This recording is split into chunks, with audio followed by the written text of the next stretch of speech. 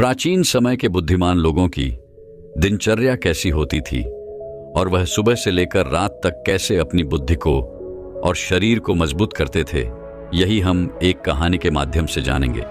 तो चलिए कहानी की शुरुआत करते हैं। दोस्तों, सुबह उठते ही सबसे पहले आप क्या करते हैं? यह आपके पूरे दिन की एक मजबूत शुरुआत तय करता है।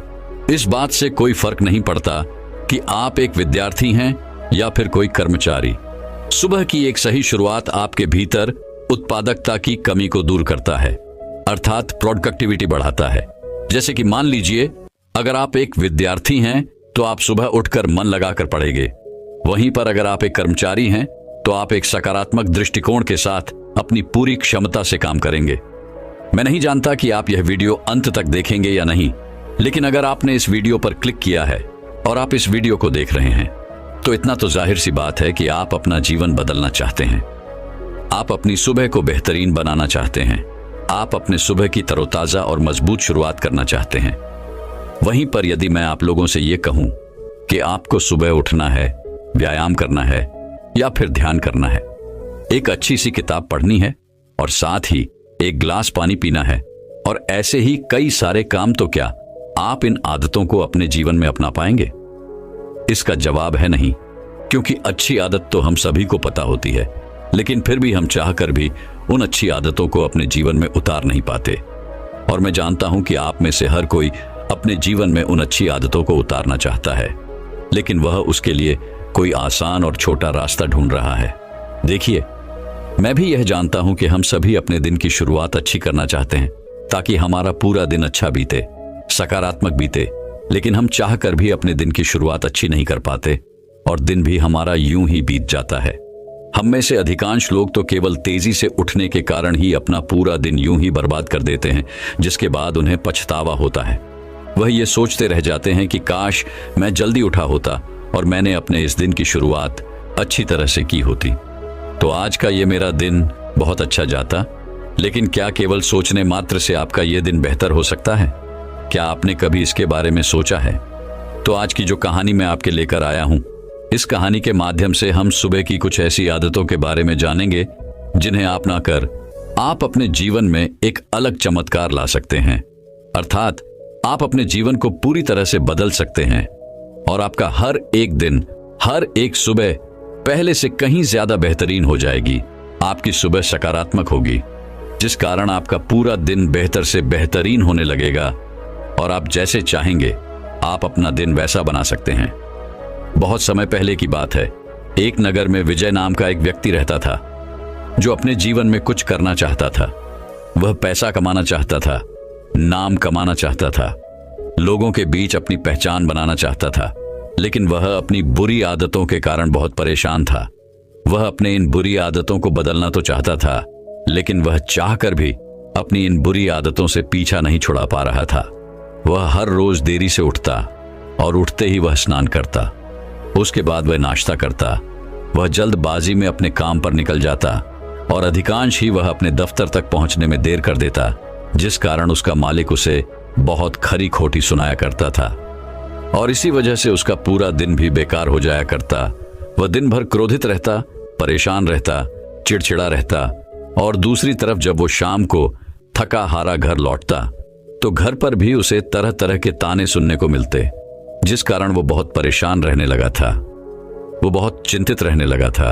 उसे कुछ भी समझ नहीं आ रहा था कि आखिर वह क्या करे, किस तरह से अपने इन बुरी आदतों से छुटकारा पाए, किस तरह से वह अपने जीवन में वह हासिल करे जो वो चाहता है। देखते ही देखते ऐसे ही कई दिन बीत गए और एक दिन जब वो अपने दफ्तर देरी से पहुंचा तो उसका मालिक पहले से ही क्रोधित था, जिस कारण उसने विजय को काम से निकाल दिया। अब विजय बेरोजगार हो चुका था और उसके पास इतने पैसे भी नहीं थे कि वह कुछ दिनों तक अपने घर का गुजारा कर सके और इसी कारण विजय अत्यधिक चिंता में था। वह एक वृक्ष के नीचे जाकर बैठ गया और अपने हालातों के बारे में सोचने लगा। तभी वहां से एक गुरु गुजर रहे थे। उन गुरु ने जब विजय को देखा तो वह उसकी मनोदशा समझ चुके थे। वह जान चुके थे कि विजय बहुत परेशान है, वह बहुत चिंतित है। वह गुरु विजय के पास पहुंचे और उन्होंने विजय से कहा, क्या बात है बेटा, तुम बहुत परेशान लग रहे हो, इस पर विजय जवाब देते हुए कहता है गुरुवर, मैं आपको क्या बताऊं। मैं अपनी बुरी आदतों के कारण बहुत परेशान हो चुका हूं। मैं हमेशा देरी से उठता हूं और इसी कारण मैं हमेशा दफ्तर देरी से पहुंचता हूं और इसी कारण आज मेरे मालिक ने मुझे दफ्तर से निकाल दिया। अब तो मेरे पास मेरी नौकरी भी नहीं रही। मेरे पास तो इतने पैसे भी नहीं है कि कम से कम कुछ दिनों के लिए मैं अपने परिवार का गुजर बसर कर सकूं। मैं तो अपने जीवन में कुछ बड़ा करना चाहता था, पैसे कमाना चाहता था, नाम कमाना चाहता था, लोगों के बीच अपनी पहचान बनाना चाहता था, लेकिन आज मेरे पास कुछ भी नहीं है। अब आप ही बताइए मैं क्या करूं। इस पर वह गुरु विजय से कहते हैं, बेटा, इतनी बड़ी जिंदगी में क्या एक छोटी सी आदत अपनाना तुम्हारे लिए इतना मुश्किल काम है। अगर तुम कुछ अलग करना चाहते हो, कुछ बड़ा करना चाहते हो, अपना नाम कमाना चाहते हो, पैसा कमाना चाहते हो, तो याद रखो कि तुम्हें वह नहीं करना जो दुनिया कर रही है। तुम्हें तो कुछ अलग करना होगा। तुम्हें कुछ अलग करने की हिम्मत दिखानी होगी। ये जज्बा ही तुम्हें कुछ अलग पहचान दिलाएगा और तुम्हें उस मुकाम तक पहुंचाएगा जहां लोग आपको आपके नाम से नहीं बल्कि आपके काम से जानेंगे। और इसकी शुरुआत तुम्हें अपने उन आदतों से करनी होगी जिन आदतों के कारण तुम आज इतने परेशान हो, जिनके कारण आज तुम यहां पर हो। इस पर विजय कहता है गुरुवार, मैंने अपनी आदतों को बदलने की कोशिश की है। मैंने कई तरीके अपनाए, कई तरह की कोशिशें की, लेकिन मैं हर बार नाकामयाब रहा। मैं अपनी आदतों को नहीं बदल पाया और इसी वजह से तो आज मेरी यह हालात है। इस पर वह गुरुवर विजय से कहते हैं, क्योंकि बेटा, तुम वो कर रहे थे जो लोग कर रहे हैं। तुमने कुछ अलग करने की कोशिश ही नहीं की। तुम्हें जिसने जो बताया तुमने वो तरीका अपना लिया। क्या तुमने इसे अपने जीवन में उतार कर देखा? क्या तुमने इसे अपने तरीके से अपना कर देखा? इस पर विजय कहता है, नहीं गुरुवर, मुझे जिसने जो भी बताया, जैसे भी बताया, मैंने उसे उसी तरीके से अपनाया, लेकिन फिर भी मैं उन्हें अपना ना सका। तभी वह गुरु कहते हैं, बेटा, आज मैं तुम्हें कुछ ऐसी आदतें बताने जा रहा हूं जो बहुत छोटी सी हैं, लेकिन तुम्हारे जीवन में बहुत बड़ा बदलाव लाने में सक्षम है। यदि तुम इन आदतों को अपने जीवन में उतार लेते हो तो तुम अवश्य ही अपने जीवन में सफलता प्राप्त कर पाओगे। तुम जैसे चाहोगे तुम अपना जीवन वैसे ही बिताओगे। तभी विजय कहता है गुरुवर, बताइए वह कौन सी आदतें हैं? कृपया करके मेरा मार्गदर्शन करें। इस पर गुरुवर विजय से कहते हैं, बेटा, सबसे पहली आदत है कि भीड़ से पहले उठो। तुमने देखा होगा कि अधिकांश लोग 9 बजे, 10 बजे या फिर 11 बजे तक उठते हैं और ऐसे उनका आधा दिन तो यूं ही निकल जाता है। लेकिन जब तक उन बाकी लोगों से सुबह जल्दी उठते हो तो तुम पहले ही उन बाकी लोगों के मुकाबले सबसे अमीर हो, क्योंकि तुम उनके मुकाबले 3-4 घंटे पहले हो चुके हो और पूरे दिन में तुम्हारे पास अब 3-4 घंटे उनसे कहीं ज्यादा है। अर्थात अब तुम्हारे पास 3-4 घंटे अधिक समय है और इस समय का इस्तेमाल तुम अपने लक्ष्य को प्राप्त करने में लगा सकते हो। तभी विजय कहता है गुरुवर, आपने तो इतनी आसानी से कह दिया कि सुबह 5 या 6 बजे उठो, लेकिन मैं उठूंगा कैसे? अगर यह इतनी आसान आदत होती तो क्या मैंने इसे पहले ही नहीं अपना दिया होता? इस पर वह गुरु मुस्कुराने लगे और विजय से कहते हैं, बेटा, तुमने देखा होगा कि आजकल हर कोई घंटी वाली घड़ियों का इस्तेमाल करते हैं जिससे वह सुबह जल्दी उठ सके। लेकिन जब सुबह सुबह उनकी नींद गहरी होती है, उसी वक्त वह घंटी घड़ी बजने लगती है और ऐसे में उनकी नींद में अवरोध पड़ने लगता है और तब वह व्यक्ति उस घड़ी की घंटी को बंद करके फिर से सो जाते हैं। और यहीं से शुरू होती है आपकी जादुई सुबह, अर्थात दिन भर चिड़चिड़ापन जो पूरे दिन बरकरार रहता है। इसीलिए यह कोशिश करो कि जैसे ही आपकी घंटी बजे, आप पहले ही घंटी के साथ अपने बिस्तर को छोड़ दें और उठकर तैयार हो जाए। इससे आपकी सुबह बेहतरीन हो जाएगी, आप तरोताजा महसूस करेंगे और इसी समय आपके भीतर सकारात्मकता का प्रभाव भी होगा, जिससे पूरे दिन आपका मस्तिष्क केवल सकारात्मक विचारों पर ही काम करता है। दोस्तों, विज्ञान के अनुसार भी सुबह इस समय में आपके भीतर एनर्जी का लेवल सबसे हाई होता है। विज्ञान भी यही कहता है कि सुबह जल्दी उठने से हमारे दिमाग पर तनाव कम पड़ता है और हमारा मस्तिष्क कुछ ऐसे हार्मोन्स छोड़ता है जिनके कारण हम दिन भर तनाव मुक्त रहते हैं और हमारा पूरा दिन खुशनुमा रहता है।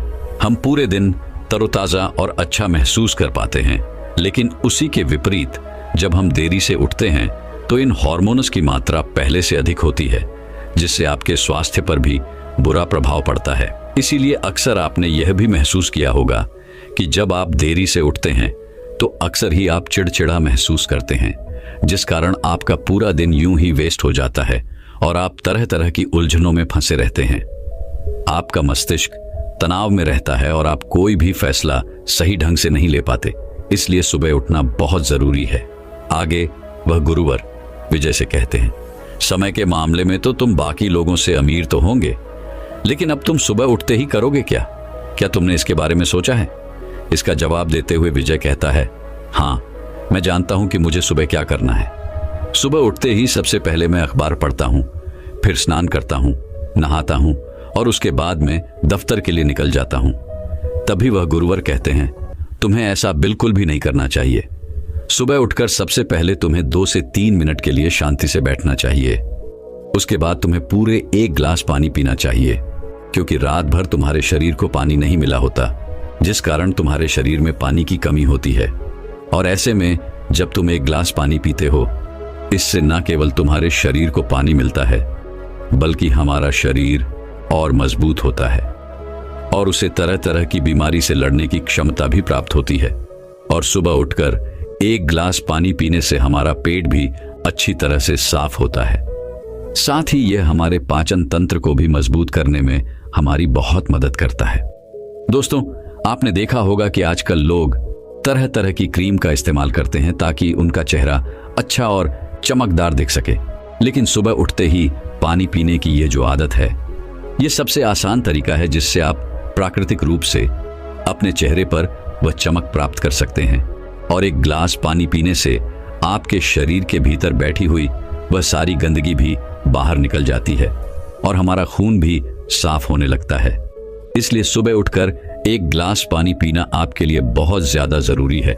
लेकिन आपने देखा होगा कि हम में से अधिकांश लोग सुबह उठते ही सबसे पहले अपने मोबाइल को देखते हैं। उसके अंदर क्या नोटिफिकेशन आई है, क्या कुछ नया आया है, क्या नई खबर आई है? ऐसा आपको बिल्कुल भी नहीं करना चाहिए। ऐसा करने से आपकी सुबह की वह तरोताजगी जड़ से मिट जाती है। इसका कारण यही है कि दुनिया भर की नकारात्मक सोशल मीडिया प्लेटफॉर्म के जरिए हमारे दिमाग में तरह तरह की बातें भर दी जाती हैं और सुबह सुबह यदि हम नकारात्मक चीजें देखेंगे, सुनेंगे या फिर पढ़ेंगे तो यह हम पर नकारात्मक प्रभाव ही डालेगा। इसलिए सुबह उठकर आपको कम से कम 2 से 3 मिनट तक शांति से बैठना है और अपने आप से सकारात्मक बातें करनी है और साथ ही 1 गिलास पानी भी पीना है। मैं आपको इतने सारे कारण इसलिए बता रहा हूं ताकि मैं चाहता हूं कि आपके लिए कोई एक कारण जो सबसे महत्वपूर्ण हो, कम से कम उसी के लिए आप यह आदत अपना ले जिससे आपका जीवन पहले से बेहतर हो जाए। आगे वह गुरुवर विजय से कहते हैं, बेटा, तुम सुबह जल्दी उठ भी गए और तुमने 1 गिलास पानी भी पी लिया, लेकिन अब उसके बाद तुम्हें क्या करना चाहिए यह भी ध्यान से सुन लो। आगे वह गुरुवर विजय को अगली आदत बताते हुए कहते हैं, 1 गिलास पानी पीने के बाद हम में से अधिकांश लोग नाश्ता करने चले जाते हैं, लेकिन तुम्हें ऐसा नहीं करना है। तुम्हें नाश्ता करने से पहले अर्थात खाली पेट कम से कम 10 मिनट के लिए व्यायाम करना है, या फिर तुम चाहो तो ध्यान भी कर सकते हो। और यदि तुम यह पहले से ही करते हो तो कम से कम तुम्हें 20 मिनट या फिर 30 मिनट के लिए व्यायाम करना शुरू करना चाहिए। और यदि तुम यह नहीं करते हो तो तुम्हें केवल 10 मिनट से ही इसकी शुरुआत करनी चाहिए। तभी विजय उन गुरुवर की बात को काटते हुए कहता है गुरुवर, मैंने व्यायाम करने की कोशिश की है, लेकिन केवल 1 या 2 दिन, उसके बाद मैं व्यायाम नहीं कर पाता क्योंकि मेरे शरीर में बहुत दर्द होने लगता है और फिर व्यायाम करने का मन ही नहीं होता। इसलिए मैं 1 या 2 दिन के बाद व्यायाम नहीं कर पाता। इस पर वह गुरु मुस्कुराने लगे और विजय से कहते हैं, बेटा, शुरुआती दिनों में आपको व्यायाम करने में थोड़ी सी परेशानी तो अवश्य आएगी, बदन भी दर्द होगा, क्योंकि आपके शरीर को व्यायाम करने की आदत नहीं है और आपने अचानक ही व्यायाम करना शुरू कर दिया, जिससे आपके शरीर की ऊर्जा की खपत होती है, जिससे आंख थकान महसूस करने लगते हैं, आंख को दर्द भी महसूस होता है और इसी कारण हम व्यायाम करना छोड़ देते हैं। लेकिन 3 से 4 दिन के बाद यदि तुम लगातार व्यायाम करते हो तो तुम्हारा यह दर्द खत्म हो जाएगा। और देखते ही देखते यह तुम्हारी आदत भी बन जाएगी और व्यायाम करने से तुम पहले से अधिक तरोताजा महसूस कर पाओगे। तुम पूरे दिन भर अपने शरीर में वह ऊर्जा महसूस कर पाओगे और इससे तुम्हारे शरीर में सकारात्मक ऊर्जा का प्रवाह भी होगा, जिससे तुम दिन भर कोई भी फैसले बड़ी आसानी से ले पाओगे। व्यायाम करने से हमारा मस्तिष्क काफी चुस्त और तंदुरुस्त रहता है। आगे वह गुरुवर विजय से कहते हैं, बेटा तुम सुबह उठे, तुमने एक गिलास पानी पिया और उसके बाद तुम व्यायाम भी कर चुके, लेकिन अब आगे तुम्हें क्या करना चाहिए? इस पर विजय कहता है गुरुवर, अब मुझे स्नान कर लेना चाहिए और उसके बाद एक अच्छा सा नाश्ता करना चाहिए। तभी गुरुवर विजय से कहते हैं, नहीं, तुम्हें ऐसा बिल्कुल नहीं करना।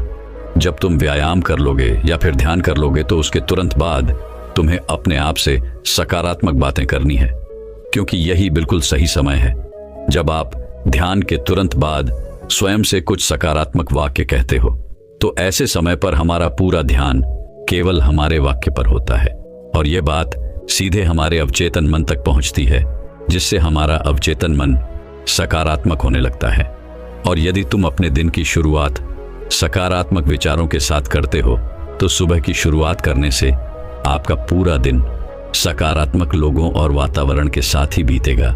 और जब तुम्हारा हर एक दिन सकारात्मक होने लगता है, जब तुम्हारा हर एक दिन सकारात्मक बीतने लगता है, तो तुम अच्छा महसूस कर पाते हो, तुम खुश महसूस कर पाते हो और देखते ही देखते तुम्हारा पूरा जीवन परिवर्तित होने लगता है। आगे वह गुरुवर विजय से कहते हैं, इसके बाद अब तुम्हें स्नान करना चाहिए।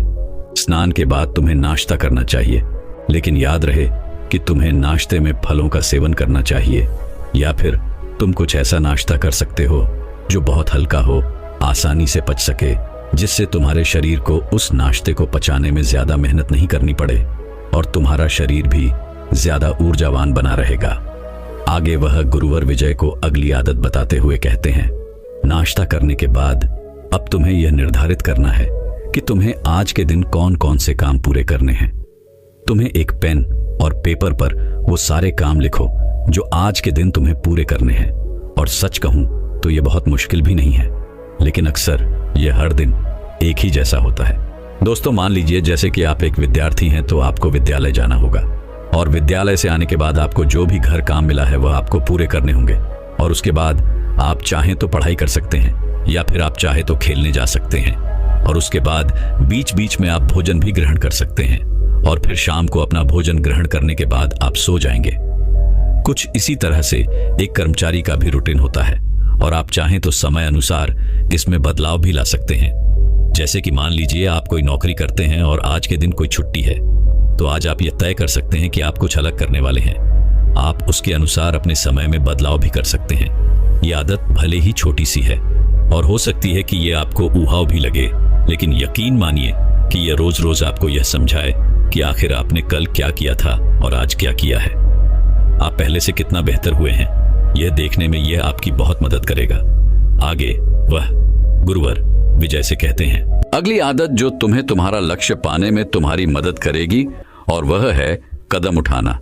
क्योंकि हम में से अधिकांश लोग अपने लक्ष्य को पाने के लिए कदम ही नहीं उठाते। वे लोग यह सोचते हैं कि कोई और आकर उनकी मदद करेगा, लेकिन ऐसा कभी नहीं होने वाला। दोस्तों, मानसिक दर्शन अर्थात विजुअलाइजेशन, क्या आप यह मानते हैं कि जिस लक्ष्य को हम अपने जीवन में पाना चाहते हैं उसे हासिल करने के लिए हमें उसे रोज याद रखना जरूरी है। वैसे इसके ऊपर हमने अलग से एक वीडियो बना रखा है, आप चाहें तो उसे भी जाकर के देख सकते हैं। हमें उस लक्ष्य को रोज महसूस करना जरूरी है। अपने सांसों से उसे अपने अंदर अर्थात अपने अंतर मन में लाना जरूरी है। यह चीज भले ही आपको छोटी सी लग रही हो, लेकिन यह हमारे लक्ष्य को पाने के लिए उतनी ही बड़ी भूमिका निभाती है। केवल रोज 5 से 10 मिनट के लिए मानसिक दर्शन करने पर न केवल हम अपने औचित्य मन को फिर से तैयार करते हैं, बल्कि उन लक्ष्यों को भी अपने जीवन में पाने के लिए उन्हें आकर्षित करते हैं। इसलिए विजुअलाइजेशन अर्थात मानसिक दर्शन सुबह का एक बहुत महत्वपूर्ण हिस्सा है और यह आप सभी के जीवन में होना ही चाहिए। आप सभी के हर एक दिन में होना ही चाहिए और इसे आप अपने समय के अनुसार, अपनी सुविधा के अनुसार किसी भी समय कर सकते हैं। जैसे सुबह उठने के तुरंत बाद या फिर ध्यान करने के बाद या नहाने के बाद, और अगर नहाने के बाद तुरंत आप उस शक्ति का स्मरण करते हैं तो अवश्य ही वह आपके जीवन का हिस्सा बन जाएगी। दोस्तों, ईश्वर का स्मरण करना और उन्हें धन्यवाद देना न केवल हमें एक सकारात्मक दृष्टिकोण प्रदान करता है, बल्कि हमारे सशक्त विचारों को, हमारे लक्ष्य को, मानसिकता को, हमारी कृतज्ञ स्वभाव को इस ब्रह्मांड से जोड़ देता है। और जब आप उस शक्ति से जुड़ जाते हैं तो आपके पास पूरे दिन भर हर बड़ी से बड़ी चुनौती का सामना करने के लिए सकारात्मक दृष्टिकोण होता है। यानी एक ऐसी मानसिकता जो किसी भी समस्या का सामना करने में पूरी तरह से सक्षम होती है। इसलिए यह भी बहुत जरूरी है कि आप उस शक्ति को याद करें और उसके प्रति कृतज्ञता व्यक्त करें। आखिर में गुरुवर विजय को आखिरी आदत बताते हुए कहते हैं, सुबह उठकर कुछ अच्छा पढ़ना या लिखने की आदत डालो, क्योंकि अच्छा पढ़ने या लिखने की आदत न केवल हमें मानसिक रूप से ही नहीं बेहतर बनाती है, बल्कि यह हमारे शब्द भंडार को भी विकराल रूप देती है, जिससे हम किसी के सामने भी बात करने में अच्छी तरह से शब्दों का प्रयोग कर पाते और हमें यह भी समझ में आता है कि कौन से शब्द किसके सामने इस्तेमाल करने चाहिए, और इसे हमारे विचारों को, हमारे मानसिकता को और जीवन की चुनौतियों को देखने के हमारे नजरिए को एक नया आईना मिलता है। मैं जानता हूं कि पढ़ना और लिखना यह आदत इतनी आसानी से नहीं पड़ने वाली। इसके लिए आपको निरंतर इसका अभ्यास करना होगा, और आप चाहें तो इसे वैकल्पिक तौर पर कर सकते हैं, अर्थात अल्टरनेटिव दिन आप यह कर सकते हैं। जैसे कि मान लीजिए आप एक दिन लिखते हैं और एक दिन पढ़ते हैं, या फिर आप चाहें तो एक सप्ताह पढ़ सकते हैं और एक सप्ताह लिख सकते हैं। और लिखने में आप चाहें तो आप अपने लक्ष्य के बारे में लिख सकते हैं। आप सकारात्मक वाक्य लिख सकते हैं, सकारात्मक बातें लिख सकते हैं, जिससे हमारी मानसिकता को बदलने में बहुत मदद मिलती है, जिससे हमारी सोच में परिवर्तन भी आता है और हम सकारात्मकता की ओर आगे बढ़ने लगते हैं और हम सकारात्मक कदम उठाने लगते हैं। आगे वह गुरुवर विजय से कहते हैं, बेटा, ये सभी आदतें आपको भीड़ से अलग बनाती हैं, जिससे तुम्हें गजब का आत्मविश्वास भी झलकने लगता है। यदि तुम किसी भी व्यक्ति के सामने मजबूती से अपनी बात रखने की क्षमता हासिल कर लेते हो तो वह तुम्हारी बात अवश्य सुनेगा। इन सभी आदतों के कारण तुम स्वयं के अंदर वह आत्मविश्वास, वह जज्बा महसूस कर पाते हो, जिससे तुम किसी भी लक्ष्य को हासिल करने के लिए प्रेरित रह पाते हो। और यही कारण है कि इस दुनिया के सबसे सफल लोग इन आदतों को अपनाते हैं, जिससे वह अपने जीवन में किसी भी मुश्किल का सामना बड़ी आसानी से कर पाते हैं और वह अपने जीवन में जैसा चाहते हैं उन लक्ष्य को प्राप्त भी कर लेते हैं। इतना कहकर वह गुरुवर शांत हो गए और अपने मार्ग में आगे की ओर बढ़ चले। विजय वहीं पर बैठा हुआ था और उन गुरु की सारी बातों के बारे में सोच रहा था, विचार कर रहा था, और उसे यह भी समझ में आ चुका था कि वह अब तक क्या गलतियां कर रहा था, वह क्यों अब तक अपने लक्ष्यों से इतना दूर है। उसने अगले दिन से ही उन गुरु की सभी बातों को अपने जीवन में उतारना शुरू कर दिया और देखते ही देखते उसका पूरा जीवन बदलने लगा। दोस्तों, यदि आप भी अपने जीवन में कुछ बड़ा हासिल करना चाहते हैं, कुछ अलग पाना चाहते हैं, तो आपको भी यह आदतें अपनानी चाहिए। तो दर्शकों, चलिए अब मन को नियंत्रित करने की अगली रोचक कहानी की शुरुआत करते हैं। दोस्तों, बहुत समय पहले की बात है। एक नगर में एक बहुत ही प्रसिद्ध गुरु रहा करते थे। उनकी ख्याति दूर दूर तक फैली हुई थी। उनके पास लोग दूर दूर से आया करते थे।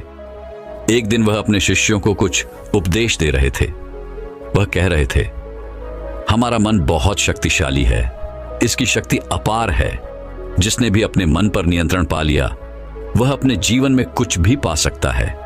अपने मन का इस्तेमाल करके तुम वो सब कर सकते हो, तुम वो सब पा सकते हो जो तुम चाहते हो, और इसमें तुम्हें कोई नहीं रोक सकता। वहां पर उपस्थित सभी शिष्य उन गुरु की सारी बातें ध्यानपूर्वक सुन रहे थे। तभी एक शिष्य खड़ा हुआ और उसने उन गुरुवर से कहा, एच गुरुवर, आखिर यह मन क्या है, हम कौन हैं और इस ब्रह्मांड में हमारा अस्तित्व क्या है। इस पर गुरु मुस्कुराने लगे और अपने उस शिष्य से कहते हैं, तुम कौन हो, पहले तुम मुझे यह बताओ। इस पर मनुष्य कहता है, हे गुरुवर, मैं एक लड़का हूं, मैं आप ही के साथ इसी आश्रम में रहता हूं। मेरा नाम पृथ्वी है और मैं आपका एक शिष्य हूं। इस पर वह गुरु अपने उस शिष्य से कहते हैं, ठीक है, मैं ये समझ गया कि तुम्हारा नाम पृथ्वी है और तुम मेरे साथ मेरे आश्रम में ही रहते हो। तुम मेरे एक शिष्य हो, लेकिन यह तो तुम्हारा शरीर है जो हमें इस दुनिया में दिखाई दे रहा है, लेकिन आपके भीतर जो आपके शरीर को चलाने वाली शक्ति है वह तो दिखाई नहीं देती, और शरीर को चलाने वाली चैतन्य शक्ति को ही हम आत्मा कहते हैं। तभी मनुष्य एक बार फिर उन गुरुवर से कहता है, हे गुरुवर, ये आत्मा क्या होती है? इस पर वह गुरुवर अपने शिष्य के इस सवाल का जवाब देते हुए कहते हैं, भंते, आत्मा हमें दिखाई नहीं देती, हम उसे केवल महसूस कर सकते हैं। ठीक उसी तरह जिस तरह यह हवा जिसे हम देख नहीं सकते लेकिन इसे हम महसूस जरूर कर सकते हैं। दोस्तों, ठीक उसी तरह से बिजली भी है। बिजली से चलते पंखे को हम देख सकते हैं, लेकिन बिजली अर्थात उसे चलाने वाली ऊर्जा अदृश्य है। बिजली के बिना उस पंखे का कोई अस्तित्व नहीं। आगे वह गुरु अपने शिष्य से कहते हैं, ठीक इसी प्रकार हमारी आत्मा जब हमारे शरीर को छोड़कर चली जाती है तो हमारे शरीर का कोई अस्तित्व नहीं रह जाता। हमारा अस्तित्व वहीं पर समाप्त हो जाता है, जिसे हम मृत्यु कहते हैं। तभी मनुष्य एक बार फिर से खड़ा होता है और उन गुरुओं से कहता है, आप तो हमें मन के बारे में बता रहे थे, फिर आखिर हमारे मन और हमारी आत्मा का क्या संबंध है?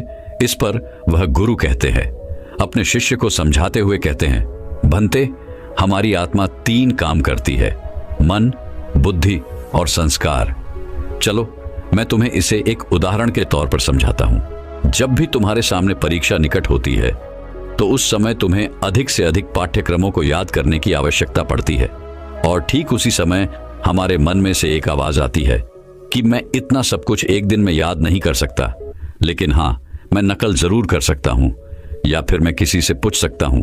ठीक इसी प्रकार हमारे मन में कई प्रकार के विचार उत्पन्न होने लगते हैं, और जब आप इन सब विचारों को पढ़कर किसी एक विचार पर निर्णय लेते हैं, अर्थात किसी एक विचार पर संकल्प लेते हैं, तो इसी फैसले को बुद्धि कहते हैं। और वहीं पर यदि आपकी बुद्धि भी आपसे यही कहती है, हाँ, तुम नकल करके अवश्य ही उत्तीर्ण हो जाओगे और ऐसा करना सही है, तो ये हो गया आपका संस्कार।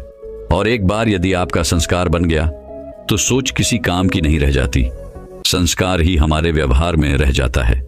जैसे कि अभी आप किसी के बच्चे हैं, किसी के भाई, किसी के बहन, किसी की माता या फिर पिता, सभी के जीवन में आप एक अलग और अहम भूमिका निभाते हैं। आपकी अलग अलग जिम्मेदारियां भी हैं, लेकिन आप हैं तो एक ही। ठीक इसी प्रकार हमारी आत्मा भी है, वह है तो एक ही, लेकिन वह 3 अलग अलग काम करती है, मन, बुद्धि और संस्कार। और हमारी आत्मा की सबसे पहली सोच में शक्ति है मन, क्योंकि हमारा मन बहुत शक्तिशाली होता है। इसमें अपार शक्ति होती है। मन में ही सोचने और विचारने की क्षमता होती है। हमारे मन में ही इच्छा शक्ति और कल्पना शक्ति जागती है।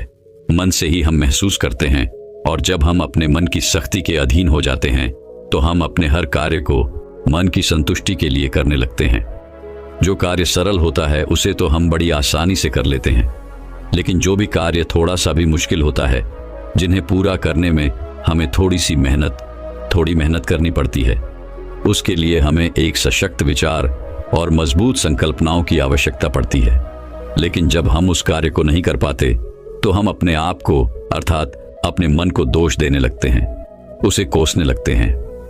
लेकिन हम ये भूल जाते हैं कि हमारा मन अत्यधिक चंचल है, ठीक उसी चंचल घोड़े की तरह जो हर दिशा में लगातार भागता रहता है।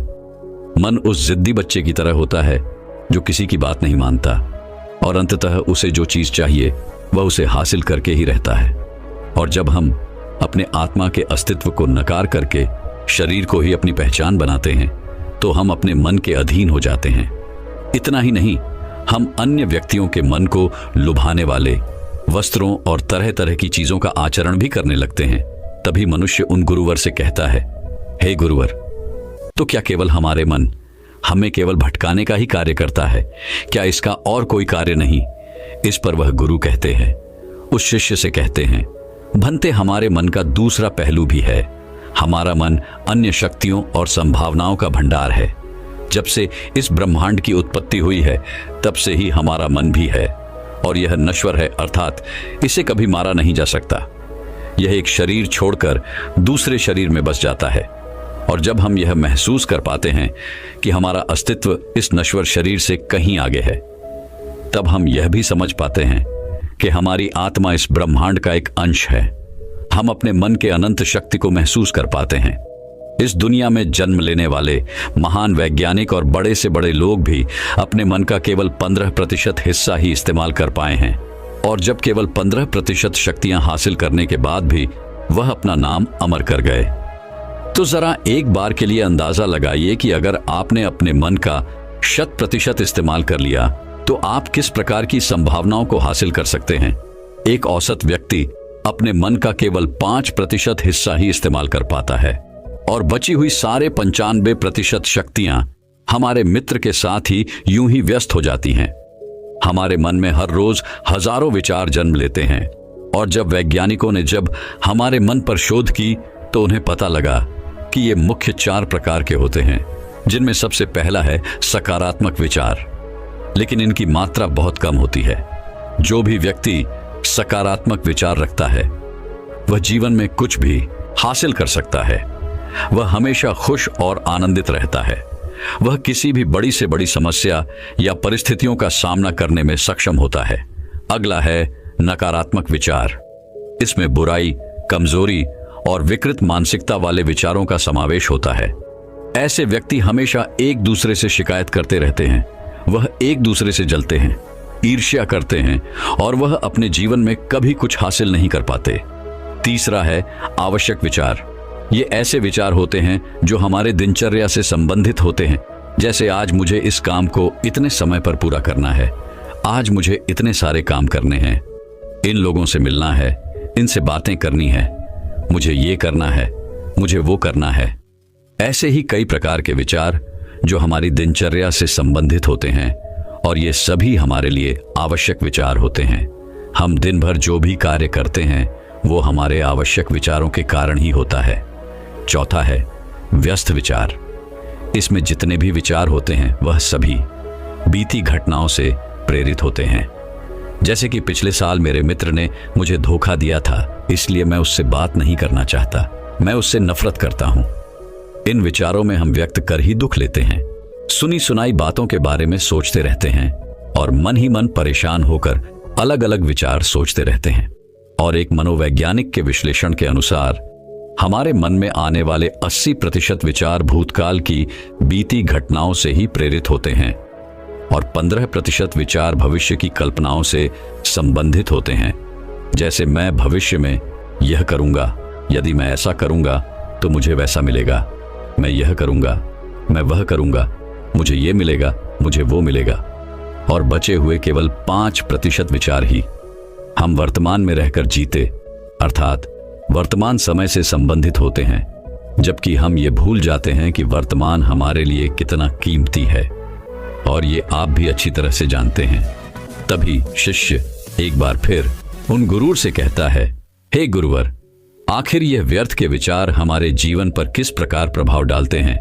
इसका जवाब देते हुए वह गुरुवर अपने उस शिष्य से कहते हैं, भंते, जब हम अपने विचारों को अपनी बौद्धिक शक्ति से खुद पर हावी कर लेते हैं तो यह हमारे संस्कार बन जाते हैं, और यही संस्कार हमारे व्यवहार में भी झलकता है, और यही हमारे जीवन में घटने वाली घटनाओं का निर्धारण भी बनता है। मान लीजिए, क्या आपने हाल ही में कोई ऐसा बुरा अनुभव किया है जिसे आप भुलाना चाहते हैं, लेकिन आप भुला नहीं पा रहे? आपके साथ कुछ ऐसा घटा है जो आप याद नहीं रखना चाहते, और आपने उसी व्यक्ति के विचार को अपना संस्कार बना लिया, तो आप व्यर्थ ही परेशान रहेंगे, चिंतित रहेंगे, और इसका परिणाम यह होगा कि आपका जीवन दुखों से भर जाएगा। आप हमेशा चिंता में परेशान रहेंगे। लेकिन उसी के विपरीत, यदि आप अपनी बौद्धिक शक्ति का इस्तेमाल करके किसी सकारात्मक विचार को आत्मसात करते हैं तो आपका जीवन शांत और आनंद में हो जाएगा। आप हर काम में मन लगा पाएंगे, आप हर काम में अपना 100% दे पाएंगे। इसलिए यह हम पर निर्भर करता है कि हम अपने मन को अपना सबसे अच्छा दोस्त बनाना चाहते हैं या दुश्मन, क्योंकि जैसे हमारे मन के विचार होंगे वैसे ही हमारी भावनाएं और व्यवहार भी होगा, और फिर वैसा ही हमारा जीवन भी होगा, क्योंकि हमारे विचार के आधार पर ही हमारे मन की मान्यताएं निर्मित होती हैं, और जैसी मान्यताएं होती हैं वैसा ही हमारा जीवन भी होता है। क्योंकि हमारे मन में उठने वाले विचार एक बीज की तरह है जैसे विचार हम अपने मन में बोते हैं वैसे ही हमें फल भी मिलते हैं। यदि आप सकारात्मक विचारों के बीज मन में बोएंगे तो आपका जीवन सकारात्मकता से भर जाएगा। फलस्वरूप आप खुश और आनंदित रहेंगे। आप किसी भी परिस्थिति का सामना करने में सक्षम होंगे। सकारात्मकता हमारे भीतर शक्ति का संचार करता है, जबकि नकारात्मक विचार हमारे मानसिक शक्तियों को कमजोर कर देता है, जिस कारण हम अधिकांश थकान और आलस महसूस करते हैं और हम अपने लक्ष्य की तरफ भी आगे नहीं बढ़ पाते। और ऐसे अधिकांश व्यक्ति अपने जीवन में कभी कोई लक्ष्य निर्धारित तक नहीं करते, जिस कारण उनका पूरा जीवन यूं ही व्यर्थ हो जाता है।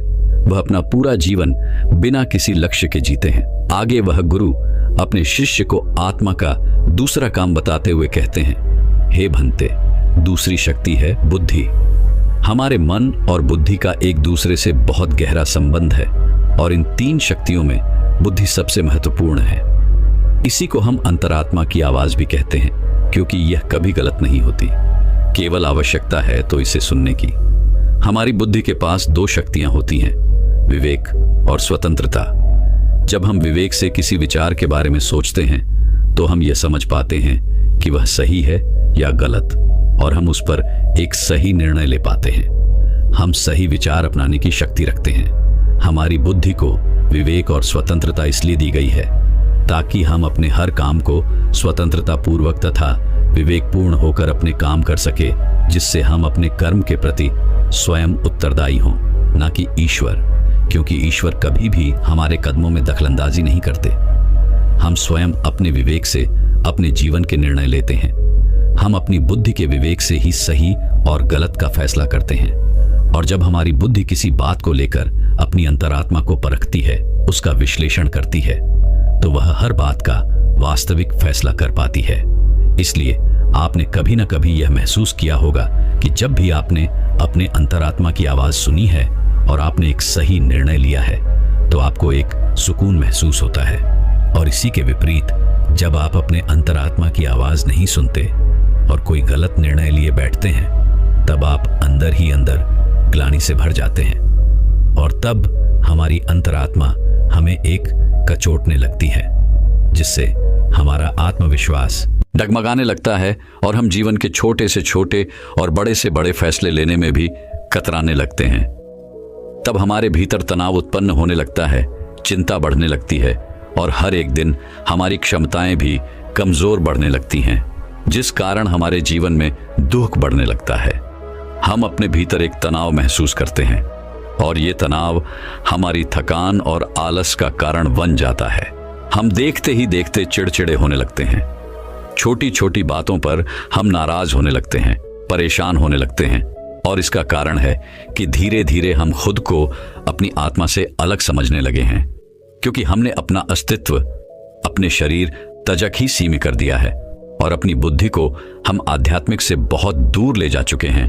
और यही कारण है कि हम अपनी बौद्धिक शक्ति भी खोते जा रहे हैं, और हम अपनी बुद्धि का विवेक भी धीरे धीरे करके खो रहे हैं। लेकिन आप चाहें तो आध्यात्मिक और ध्यान की मदद से अपनी खोई हुई बुद्धि अर्थात विवेक को फिर से वापस ला सकते हैं। लेकिन अब आप कहेंगे कि हमारे पास तो समय ही नहीं है, तो इसका बहुत ही सीधा सा जवाब है, समय किसी के पास नहीं होता, लेकिन आप चाहें तो अपने लिए समय जरूर निकाल सकते हैं। सुबह सुबह आप योगा आभास कर सकते हैं, ध्यान कर सकते हैं, अपनी बुद्धि को विवेक और स्वतंत्रता का उपहार दे सकते हैं, और अपना जीवन खुशी और खुशहाली से भर सकते हैं। अपना जीवन असंख्य सकारात्मक भावनाओं से भर सकते हैं। जब हम सुबह सुबह ध्यान करते हैं तो इससे हमारी आत्मा भी सकारात्मक ऊर्जा से भर जाती है। खुद के साथ हम एक जुड़ाव महसूस कर पाते हैं। दिन भर हम एक ऊर्जा महसूस कर पाते हैं, जिससे हम खुश रह पाते हैं, आनंदित रह पाते हैं, और दिन भर हम अपने भीतर आत्मविश्वास महसूस कर पाते हैं। आगे वह गुरुवर अपने उस शिष्य से आत्मा का तीसरा काम बताते हुए कहते हैं, संस्कार। लेकिन अब आपके मन में यह प्रश्न उठ रहा होगा, क्या करें, संस्कार क्या होते हैं? तो इसका भी बहुत ही सीधा और सरल सा जवाब है। मन में आने वाले विचारों को जब हम अपनी बुद्धि के तराजू पर तोलते हैं और सही और गलत में से किसी एक विचार को जब हम चुन लेते हैं, तो वही हमारा संस्नम कार्व जाता है और हमारे जीवन का निर्धारण करता है। और हमारे संस्कार ही हमारे व्यवहार में उतरते हैं, जो हमारे कामों को भी संचालित करते हैं, और यही हमारे व्यक्तिगत अर्थात हमारी पर्सनालिटी का निर्माण भी करते हैं। हमारा मन, बुद्धि और संस्कार तीनों एक दूसरे से जुड़े हुए हैं। वह तीनों एक दूसरे को प्रभावित करते हैं। अगर सरकार अच्छे हैं तो मन और बुद्धि भी सकारात्मक रूप से अच्छी तरह काम करती है। ये बात तो आप भली भांति जानते होंगे कि इस पृथ्वी पर असंख्य लोग हैं, लेकिन उन सभी के संस्कार एक दूसरे से अलग है। उन सभी का आचरण भिन्न है, और जिसका कारण है संस्कार। और ये संस्कार भी 5 प्रकार के होते हैं, जिनमें सबसे पहले है मूल संस्कार। जब परमात्मा के धाम से आत्मा इस दृष्टि पर आती है, तब वह पवित्र और 7 गुनी संस्कारों से भरपूर और होती है। और यही कारण है कि जब भी हम किसी छोटे नवजात शिशु को देखते हैं, तब हम उसके प्रति आकर्षित होने लगते हैं, क्योंकि उसमें हमेशा हमें प्रेम, सकारात्मक भावना ही नजर आती है। लेकिन जैसे जैसे वह बच्चा बड़ा होने लगता है, तो वह भी इस समाज की सीमित मानसिकताओं में बड़ा होने लगता है, और धीरे धीरे वह अपने अस्तित्व को भूल जाता है। और देखते ही देखते उस बच्चे में लालच, लोभ, क्रोध, मोह आदि अनेक प्रकार के अगुण अपने आप ही पनपने लगते हैं, जिस कारण वह अपने मूल संस्कारों को खो बैठता है। आगे वह गुरु है। दूसरे संस्कार बताते हुए कहते हैं, पूर्व जन्म के संस्कार। ये संस्कार हमें अपने पूर्वजों जन्मों के किए गए कर्मों से मिलते हैं। और यही कारण है कि आपने कभी कभी सुना ही होगा कि किसी 5 वर्षीय बच्चे ने पूरे शास्त्रों का अध्ययन कर लिया है। किसी बच्चे को ऐसी ऐसी भाषाएं आती हैं जिसके बारे में आप तक नहीं जानते, जो उसके परिवार में कभी बोली तक नहीं जाती। क्या आपने कभी यह सोचा है, आखिर ये संस्कार उनमें कहां से आए? और ये दिया संस्कार उनके अंदर उभरे हैं, तो हमारे अंदर क्यों नहीं? पूर्व जन्म के संस्कार तो हर आत्मा के अंदर उदय होते हैं, लेकिन उनकी तीव्रता अलग अलग होती है। जब पूर्व जन्म के संस्कार हमारी बुद्धि पर हावी हो जाते हैं, तो हमारा विवेक काम नहीं करता और स्वतंत्रता छिन जाती है। हमारी इंद्रियां उन्हीं संस्कारों के अनुरूप काम करने लगती हैं। तीसरा है गर्भ संस्कार। यह संस्कार हमें माता के गर्भ में ही मिलता है। माता और पिता के आपसी चिंतक और विचारों का प्रभाव हमारे संस्कारों का निर्धारण करता है। आपने ये बात तो अवश्य ही सुनी होगी, अभिमन्यु को भी चक्रव्यूह को तोड़कर अंदर जाने का संस्कार मिला था, लेकिन उन्हें बाहर निकलने का संस्कार नहीं मिल पाया, क्योंकि उनकी माता को नींद आ जाने के कारण वह आगे की कथा नहीं सुन पाई थी। चौथा संस्कार है हमारे वातावरण, जिसे आप संगति कह सकते हैं। अगर हमारी संगति अच्छी रहती है तो हमारी आदतें और आचरण भी अच्छे और सकारात्मक होते हैं। लेकिन वहीं पर यदि हम बुरे वातावरण में रहते हैं, तो हमारे संस्कार भी उनसे प्रभावित होंगे और हमारे अंदर भी नकारात्मकता और बुरे संस्कार ही पनपेंगे। 5वां संस्कार है दृढ़ता। हम दृढ़ता से अच्छा संस्कार बना सकते हैं और मुश्किल से मुश्किल कामों को हम आसानी से कर सकते हैं। जब हम मनोबल का इस्तेमाल करके अपने भीतर कोई अच्छा संस्कार लाते हैं, तो इससे हमारा व्यक्तित्व चमकने लगता है और हमारा आत्मविश्वास भी बढ़ जाता है। हमारी आत्मा को इस संस्कार से एक सकारात्मक दिशा मिलती है और हम लगातार अपने लक्ष्यों की ओर आगे बढ़ते चले जाते हैं। इस पर पश्चिम एक बार फिर खड़ा होता है और उन गुरु से कहता है, हे गुरु है, आप कह रहे हैं कि हमारी आत्मा के 5 संस्कार हैं, जिनमें से क्या हम पहले 4 संस्कारों के प्रभाव को खत्म कर सकते हैं, अर्थात क्या उन्हें नया रूप दे सकते हैं? इसका जवाब देते हुए बदुराई अपने शिष्य से कहते हैं, हाँ, यदि तुम चाहो तो अपने भीतर उन 4 संस्कारों को एक बार फिर से निर्मित कर सकते हो, और इसके लिए तुम्हें 5वें संस्कार का इस्तेमाल करना होगा, अर्थात दृढ़ शक्ति और मनोबल से। यदि तुम चाहो तो अपनी दृढ़ इच्छा शक्ति और मनोबल से हर संस्कार को बदल सकते हो। दृढ़ता की यह शक्ति हर व्यक्ति में होती है, लेकिन आवश्यकता है तो केवल इसे जागृत करने की, और इसके लिए हर एक व्यक्ति को एक सकारात्मक संकल्प की आवश्यकता पड़ती है, क्योंकि आपका यही एक दृढ़ संकल्प आपको आपकी आत्मा से जोड़ देगा, जिससे आप अपने भीतर उन 4 संस्कारों को, अर्थात अपनी क्षमताओं को जैसा चाहें पैसा रूप दे सकते हैं, और इसे ही हम आत्मिक ऊर्जा कहते हैं। इसका इस्तेमाल करके तुम अपने जीवन को एक नई दिशा दे सकते हो। तुम जैसा चाहो वैसा पा सकते हो। तुम जो भी लक्ष्य चाहो उसे हासिल कर सकते हो। बस इसके लिए तुम्हें अपनी दृढ़ इच्छा शक्ति को और मजबूत करना होगा और उस पर कायम रहना होगा। इतना कहकर वह गुरुवर शांत हो गए और शिष्य भी अच्छी तरह समझ चुका था कि आखिर उसे क्या करना है, वह किस तरह से इन सभी शक्तियों का इस्तेमाल करेगा और अपने जीवन में अपने लक्ष्य को हासिल करेगा। दोस्तों, मैं उम्मीद करता हूं कि यह कहानी सुनने से आपके जीवन में अच्छे बदलाव आए होंगे। आपको इस वीडियो से क्या सीखने मिला, ये कमेंट करके